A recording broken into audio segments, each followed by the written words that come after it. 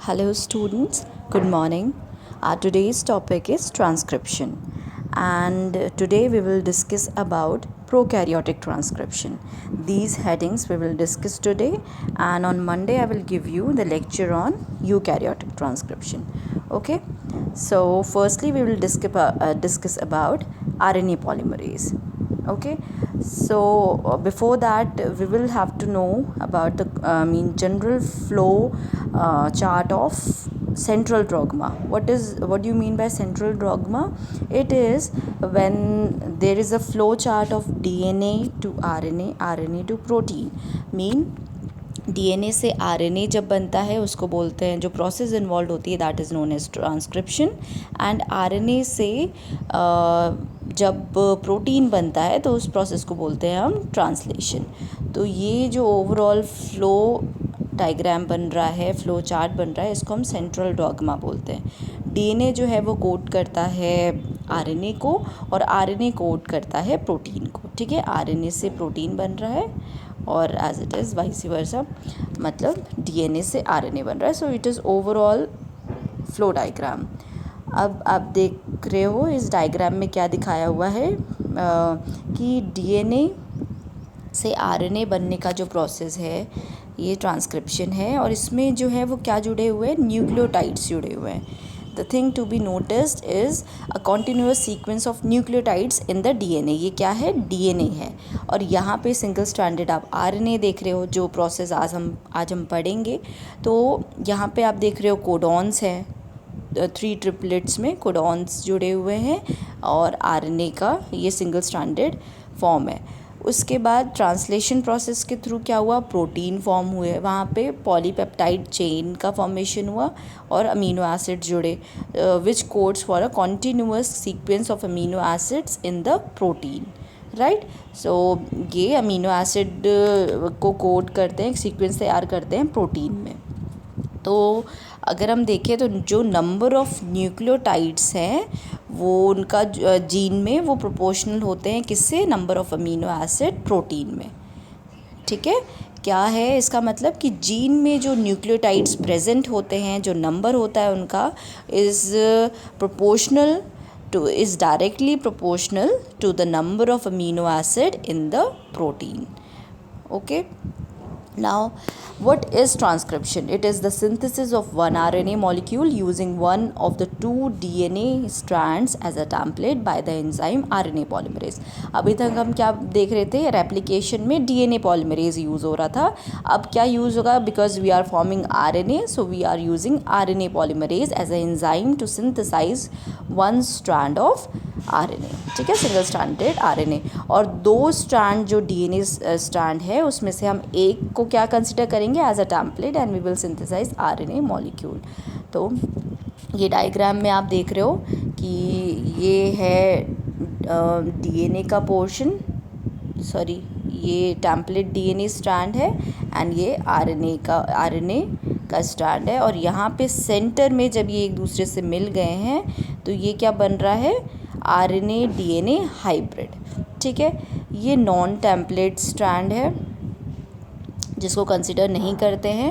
और template DNA strand यहाँ पे ये पिंक कलर का ये आप देख रहे हो, जिसमें रैप्ड क्या हो गया, RNA स्ट्रैंड, और ये बीच में RNA DNA हाइब्रिड बन गया. प्रोमोटर्स हम यूज़ करते हैं to promote the transcription process. और ये जो नियॉन कलर का, ग्रीन कलर का आप देख रहे हो, that is the newly synthesised RNA जो एक सिंगल स्ट्रैंडेड यहाँ से निकलता हुआ बाहर आ रहा है, that is newly synthesised RNA.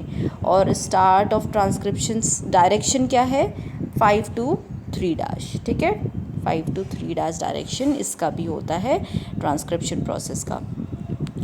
यहाँ पे आप देख रहे हो DNA कोडिंग स्ट्रैंड जो है AT GC CA GT, ये 5 to 3' है. DNA टेम्पलेट स्ट्रैंड, जो एक कोडिंग स्ट्रैंड होता है, एक टेम्पलेट स्ट्रैंड होता है. ठीक है, तो ये एक सीक्वेंस है, टेम्पलेट स्ट्रैंड का ये सीक्वेंस है. तो टेम्पलेट स्ट्रैंड को ही हम कंसिडर करते हैं यहाँ पे. तो mRNA जो बनेगा वो इसके अकॉर्डिंग बनेगा. तो क्या आएगा, सबसे पहले ये है सीक्वेंस, तो T के साथ क्या जुड़ेगा, A, और मैंने कल आपको बताया था कि mRNA में जो A के साथ T जुड़ता था, वह mRNA में क्या जुड़ेगा, इन प्लेस ऑफ थाइमीन क्या हम करते हैं, क्या यूज़ करते हैं, यूरेसिल। ठीक है, व्हाट वी यूज़, यूरेसिल। किस केस में, RNA के केस में, राइट। तो यहाँ पे आप ए के साथ देख रहे हो यू जुड़ा हुआ है, वो हाईलाइटेड रेड कलर से किया हुआ है। तो जहाँ जहाँ पे ए होगा वहाँ पे यू जुड़ जाएगा, यूरेसिल जुड़ जाएगा, because we are making RNA। Okay, so in this diagram also it is clarified कि कैसे ग्रोइंग चेन 5 to 3' डायरेक्शन में ग्रो कर रही है। कैसे, देखिए यहाँ पे जो हमने पहले भी बात की है कि फॉस्फोडाइस्टर बॉन्ड बनता है, ये शुगर मॉलिक्यूल, ये फॉस्फेट ग्रुप यहाँ पे जोड़ रहे हैं न्यूक्लियोटाइड से, और ये 3' एंड पे 5' फॉस्फेट जब बनता है तो क्या कौन सा बॉन्ड फॉर्म करता है, फॉस्फोडाइस्टर बॉन्ड, क्योंकि सेंटर पे जो है ये फॉस्फेट आप देख रहे हो, सेंटर पे फॉस्फेट है, चारों साइड से बॉन्ड फॉर्म हो रहा है। ठीक है, और ये यहाँ पे ये जो ईस्टर बॉन्ड बनते थे वो 2 बन रहे हैं, तो इसलिए ये डाई ईस्टर बॉन्ड बोलते हैं, और सेंटर में फॉस्फेट होने की वजह से बोलते हैं फॉस्फो डाई ईस्टर बॉन्ड। और यहाँ पे H2O जो है वो बाहर निकलता रहता है, और ये जो जुड़ रहे हैं, ये क्या जुड़ रहे हैं, ribo nucleotide phosphate, 3 try phosphate, 1 2 3 phosphates जुड़ रहे हैं यहाँ पे। और ये धीरे धीरे करके क्या बनता जा रहा है, RNA पॉलीमरेज। फिर हमने एंजाइम यूज़ करेंगे, ये है DNA टेम्पलेट स्ट्रैंड, और ये जो ग्रोइंग ये है, ये क्या बनेगा, RNA का स्ट्रैंड। ठीक है, उसके बाद ये दिया हुआ है यहाँ पे कि यूकैरियोटिक ट्रांसक्रिप्शन एंड ट्रांसलेशन जो है वो स्पेस एंड टाइम से सेपरेटेड है। मतलब प्रोकैरियोट्स में जो प्रोसेस होता है वो कहाँ होता है, साइटोसॉल में, और यूकैरियोट्स में जो प्रोसेस है ट्रांसक्रिप्शन का, प्रोसेसिंग का, स्प्लाइसिंग का, वो कहाँ होता है, न्यूक्लियस के अंदर। उसके बाद जो न्यूक्लियर एक्सपोर्ट से mRNA है और ट्रांसलेशन की प्रोसेस है वो कहाँ हो रही है, साइटोसॉल में। तो ये लोकेशन दिया हुआ है। अब बात करते हैं RNA पॉलीमरेज की। So what is this, it is the enzyme responsible for the RNA synthesis and it is also known as RNA dependent RNA polymerase.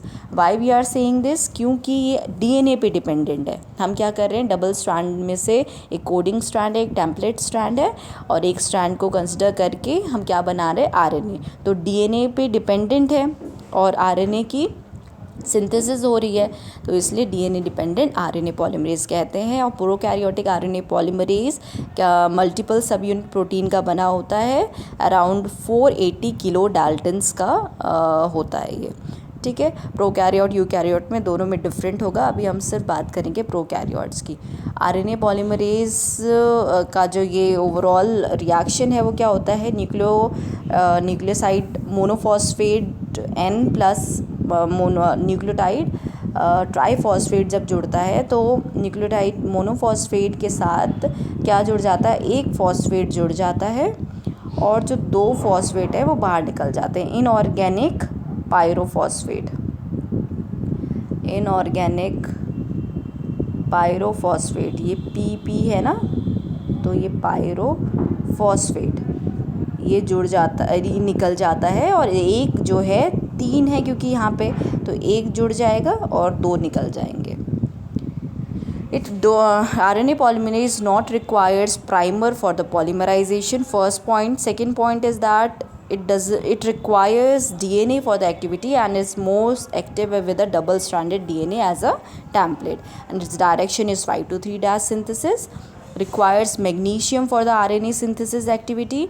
It lacks 3 to 5' exonuclease activity, and the error rate of nucleotide incorporation is 10 to the power -4 to 10 to the power -5, क्योंकि इसमें proof reading activity नहीं होती है। अगर by default कोई भी mismatching हो गई या न्यूक्लियोटाइड्स गलत जुड़ गए या फिर कोई भी सीक्वेंसिंग में गलती आ जाती है, तो हमने रेप्लिकेशन में देखा था कि उसमें एक्सोन्यूक्लियस प्रूफ रीडिंग एक्टिविटी होती है, जिससे कि जो स्ट्रैंड है जहाँ पे गलत इंसर्शन हुआ था वो उसको निकाल के सही कर देते हैं।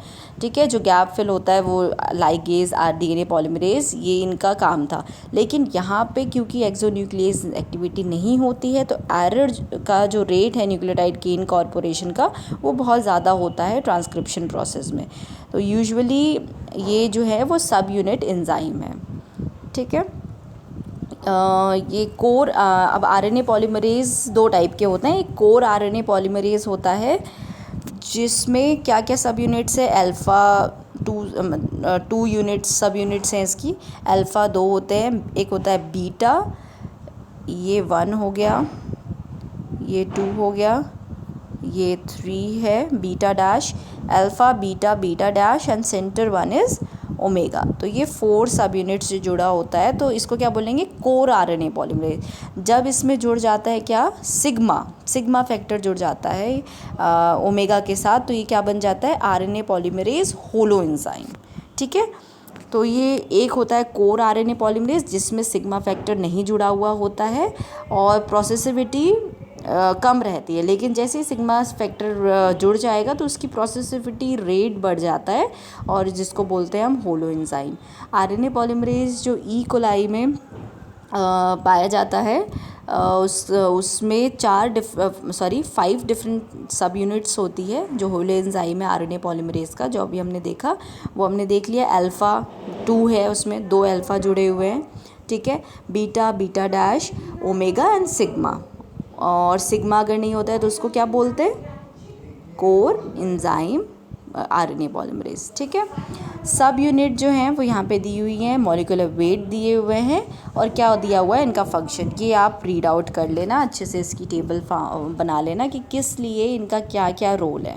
ठीक है, उसके बाद यहाँ पे दिया हुआ है कि कैसे अब ट्रांसक्रिप्शन प्रोसेस वर्क कर रही है। तो डिफरेंट कॉन्सेंसस सीक्वेंसेस होते हैं यहाँ पे, जैसे कि -35 पोजीशन पे कॉन्सेंसस सीक्वेंसेस होते हैं, -10। तो क्योंकि जैसे हमने देखा था +1 होता है, और यहाँ पे सारे जो डिजिट्स होंगे वो 30, 75 ऐसे होते हैं। और इधर अगर हम जाएंगे इन दिस डायरेक्शन, तो यहाँ पे -10, -35 और -75 इस तरह से हम कॉन्सेंसस सीक्वेंस कंसिडर करते हैं। तो प्रोमोटर जो है वो जुड़ा होता है -10 पोजीशन पे, -35 पोजीशन पे। और अगर हम देखें कॉन्सेंसस सीक्वेंसेस होते क्या है, तो कॉन्सेंसस सीक्वेंसेस है जिसकी डीएनए के स्ट्रैंड्स जिसमें जो फंक्शन और स्ट्रक्चर होता है वो डिफरेंट ऑर्गेनिज्म में सिमिलर होता है। हर ऑर्गेनिज्म का जो उसका स्ट्रक्चर और फंक्शन होगा वो सिमिलर होगा। ठीक है, तो जैसे TT GACA, तो ये कहाँ पे जुड़े होते हैं, -35 कॉन्सेंसस सीक्वेंसेस में। मतलब -35 तक का ये जो रीजन होगा वो क्या होगा, सिमिलर होगा स्ट्रक्चर और फंक्शन दोनों में। वैसे ही -10 पोजीशन पे होता है जिसको बोलते हैं हम टाटा बॉक्स, TATA80। ठीक है, और -1 पोजीशन में क्या हो रहा है, ट्रांसक्रिप्शन स्टार्ट साइट है, यहीं से ट्रांसक्रिप्शन स्टार्ट होती है। और 5 to 3' डायरेक्शन में आरएनए ट्रांसक्रिप्ट बढ़ते जाते बनते जाते। ये टेम्पलेट स्ट्रैंड हो गया, और ये नॉन टेम्पलेट स्ट्रैंड है, कोडिंग स्ट्रैंड। यहाँ पे ये प्रोमोटर की साइट हो गई। ठीक है, ये थोड़ा डिटेल में दे रखा है कि कॉन्सेंसस सीक्वेंसेस कैसे जुड़े हुए हैं। ये आप देखो, ऑलमोस्ट दे आर सिमिलर। और E coli promoters consensus sequences के होते हैं, इस बीच में जो है अलग न्यूक्लियोटाइड्स जुड़े होते हैं। प्रोमोटर यहाँ पे जुड़ा है, जो हमने अभी देखा प्रीवियस स्लाइड में। प्रोमोटर था -35, -10, ये सारे कॉन्सेंसस सीक्वेंसेस जुड़े थे। उसके बाद -+1 में ट्रांसक्रिप्शन स्टार्ट साइट था और फिर ये कोडिंग सीक्वेंस जीन का यहाँ से बनता जा रहा है और आरएनए सिंथेसाइज हो रहा है। यूकैरियोटिक प्रोमोटर सीक्वेंसेस की अगर हम बात करें तो इसमें होते हैं प्रोमोटर, इन्हांसर्स, एक्टिवेटर। अभी हमने किसकी बात की? प्रोकैरियोट की। अब यूकैरियोट में देखें तो यहाँ पे कहाँ पे जुड़े होते हैं? कंपैरिजन के लिए यहाँ पे दे दिया है कि -100, -80, -25, ठीक है, जिसको -25 टाटा बॉक्स का कहते हैं। यहाँ पे आप देख रहे हो TA है और इसको -80 में कैट बॉक्स कहते हैं क्योंकि CAATCT, ठीक है, AATCT, तो कैट बॉक्स सेंटर का कंसिडर करके इसको बोला जाता है कैट बॉक्स। ये GC रिच होता है तो इसको GC बॉक्स कहते हैं और ये दोनों जो हैं वो प्रॉक्सिमल कंट्रोल एलिमेंट है, ठीक है। और इतना जो पोर्शन है वो कोर प्रोमोटर का पोर्शन है और यहाँ पे ट्रांसक्रिप्शन स्टार्ट हो रहा है।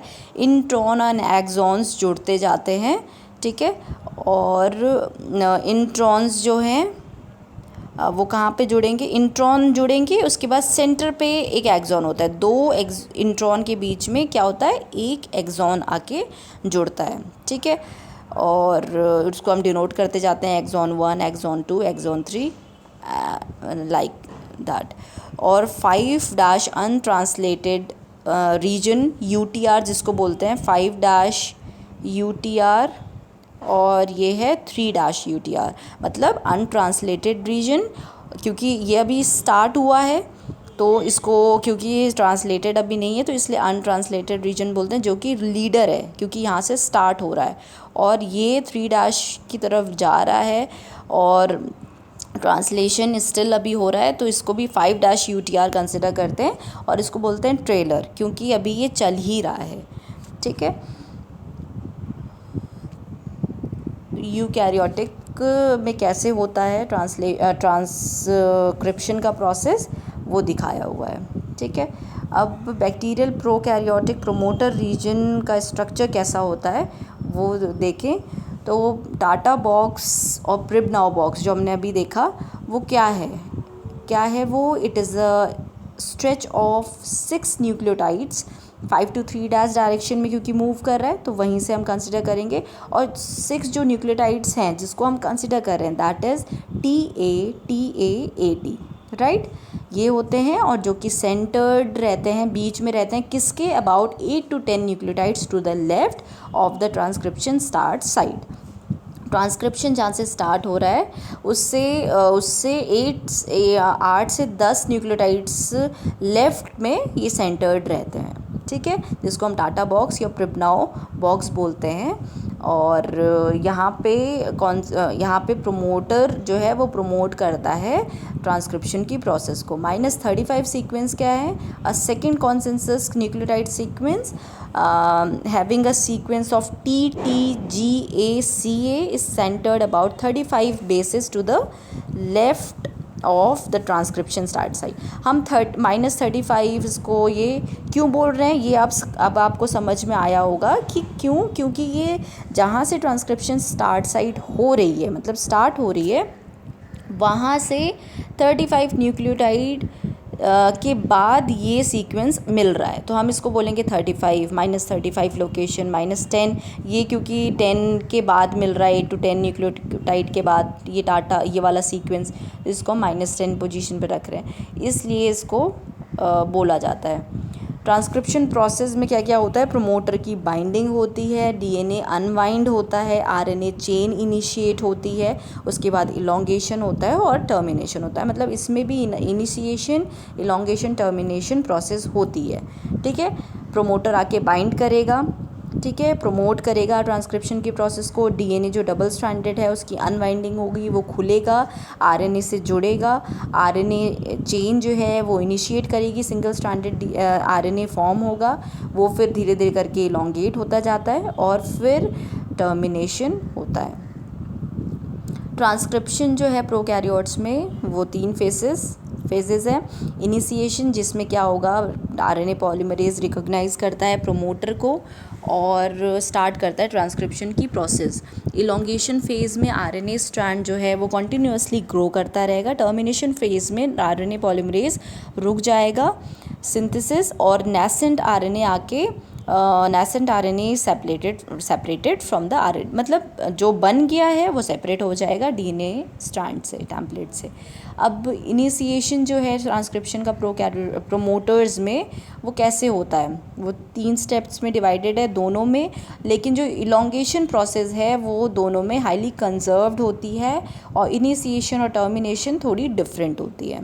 ठीक है, इनिशिएशन में क्या होगा, आरएनए पॉलीमरेज जो है वो रिकॉग्नाइज करेगा TTGA-CA रीजन को, -35 सीक्वेंस को, और स्लाइड करेगा to the TATA at region. ठीक है, -10 सीक्वेंस, मतलब क्या हुआ, 30 जो ये 35 -35 रीजन था, आरएनए पॉलीमरेज पहले इसको रिकॉग्नाइज करेगा क्योंकि ये कहाँ से आ रहा है, 5' डायरेक्शन में पहले है, तो 35 सीक्वेंस को पहले रिकॉग्नाइज किया, इस सीक्वेंस को, मतलब जब आरएनए पॉलीमरेज को ये सीक्वेंस मिलेगा तभी वो रिकॉग्नाइज करके आगे बढ़ेगा तो -10 पोजीशन में उसको फिर ये सीक्वेंस मिलेगा।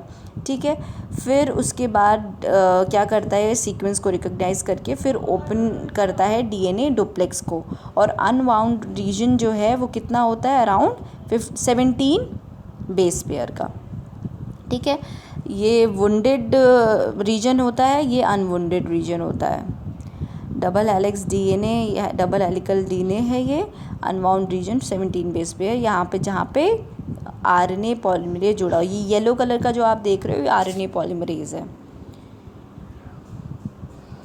जो फर्स्ट न्यूक्लियोटाइड है आरएनए ट्रांसक्रिप्ट में वो हमेशा क्या होगा, प्यूरीन ट्राईफॉस्फेट। ठीक है, प्यूरीन ट्राईफॉस्फेट होता है। प्यूरीन और पिरिमिडीन न्यूक्लिक एसिड में जाके आप प्लीज़ अच्छे से देखना एक बार कि प्यूरीन में क्या आते हैं, पिरिमिडीन में क्या आते हैं। ठीक है, मैं एक बार नॉर्मली बता देती हूँ, आप डिटेल में जाके एक बार देख लेना। प्यूरीन में AG आता है, एडेनिन और ग्वानिन, और पिरिमिडीन में क्या आता है, CT, साइटोसिन एंड थाइमिन। ठीक है, यहाँ पे जो है वो ग्वानोसिन ट्राईफॉस्फेट यूज़ होता है ज़्यादा, rather than adenosine triphosphate. ATP की जगह यहाँ GTP यूज़ होता है। ठीक है, ट्रांसक्रिप्शन प्रोसेस में यहाँ पे ट्राईफॉस्फेट जो है वो जुड़ेगा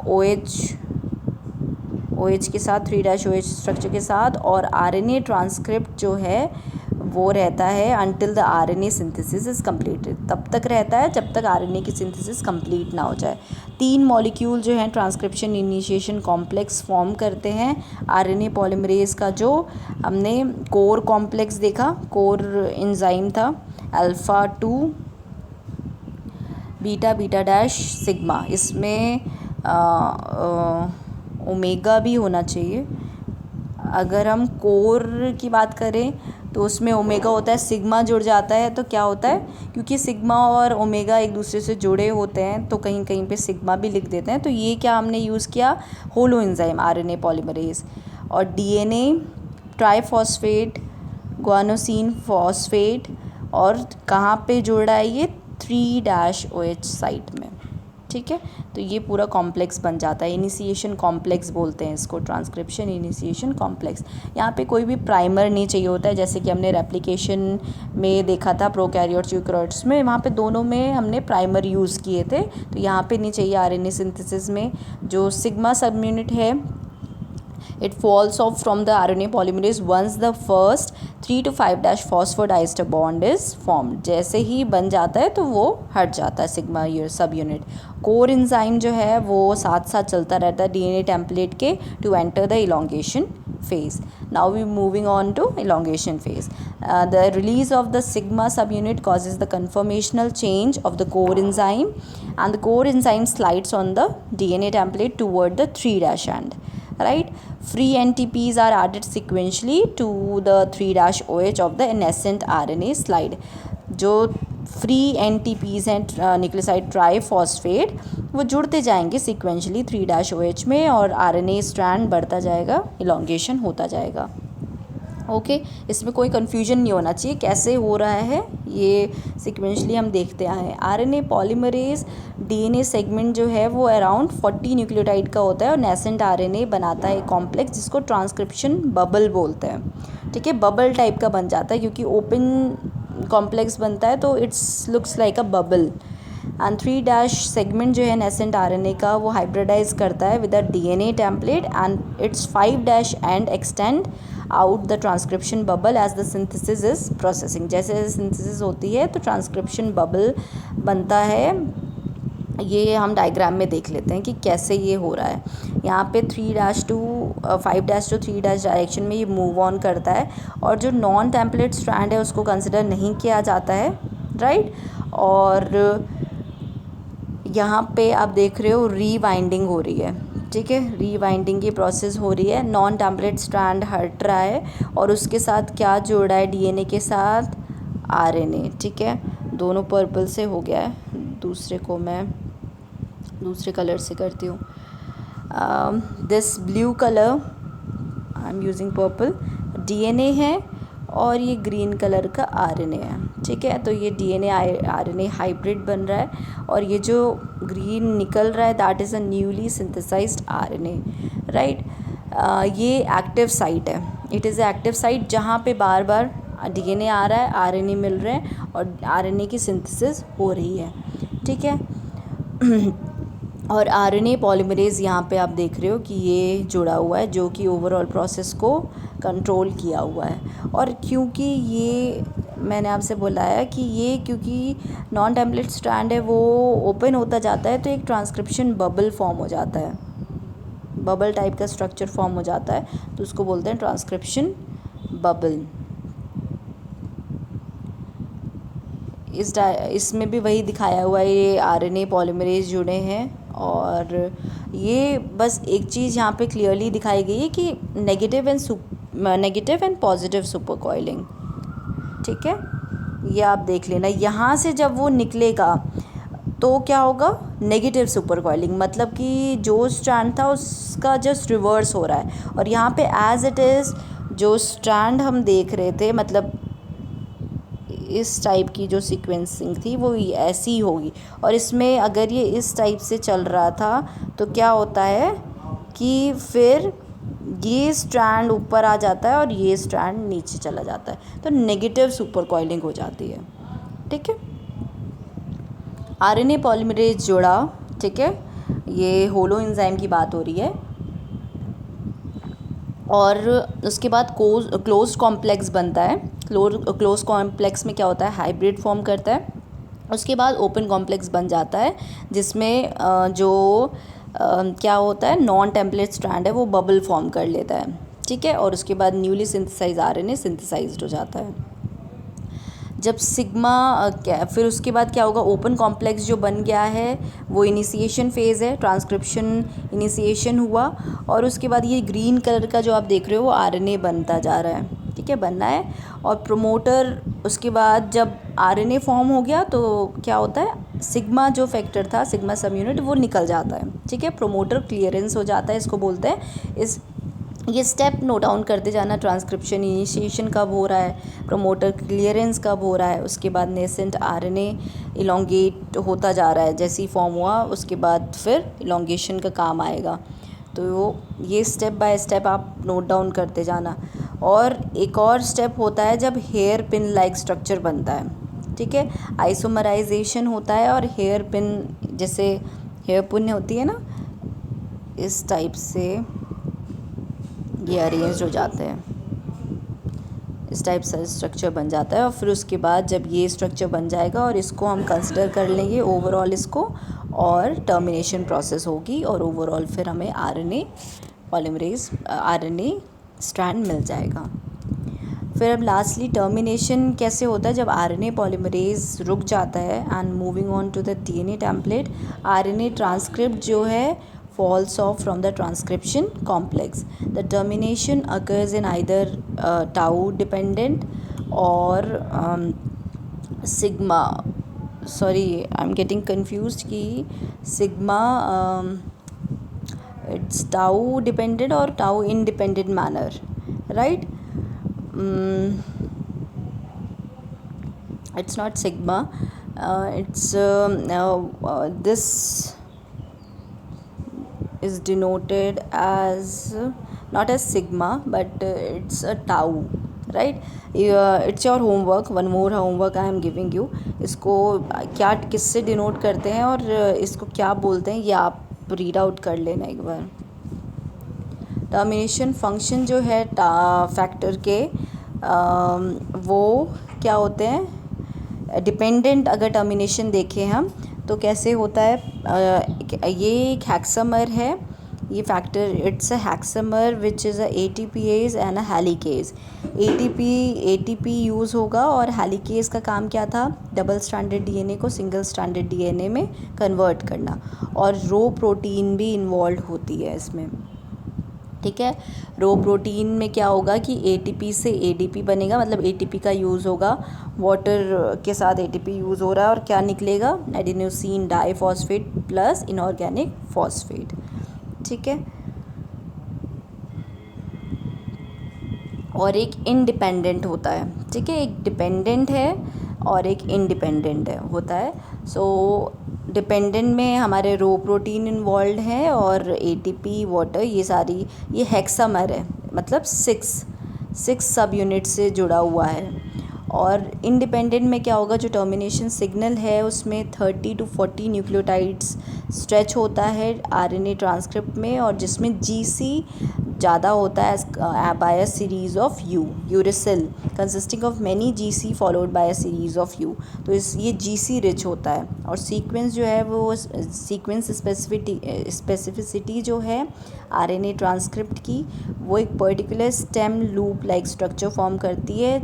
जब ये स्टेम लूप लाइक स्ट्रक्चर बनेगा, जो हमने प्रीवियस डायग्राम में देखा अभी, तभी टर्मिनेशन होगा. ओके, जो it's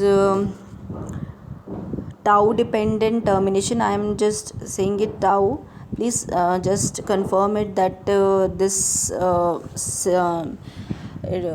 from which it's getting denoted, right? Tau independent termination is, we are considering template DNA and we are making a transcript of RNA. Okay, and as we all know that we are considering one as a coding strand and other as a template strand.